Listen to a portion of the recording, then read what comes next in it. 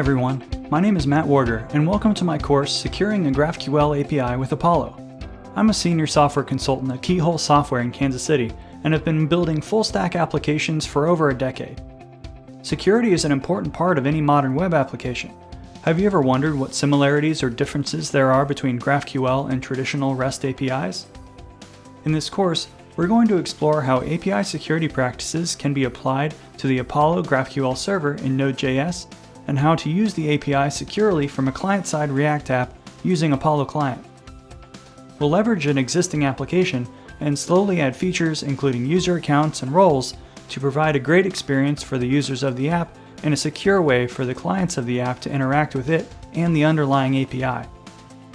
Some of the things we'll cover include securing a GraphQL API using header authentication to allow for server and client-side requests, securing a GraphQL API using cookies to authenticate securely between a browser and our API. We'll implement role-based security so we can make sure that only certain users are allowed to access certain resources. And we'll protect against complex or malicious queries that could possibly bring down our server.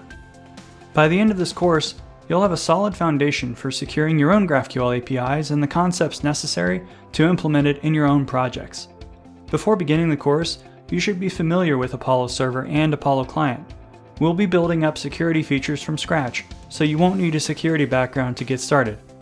I hope you'll join me on this journey to learn client and server security with GraphQL with the Securing a GraphQL API with Apollo course here at Pluralsight.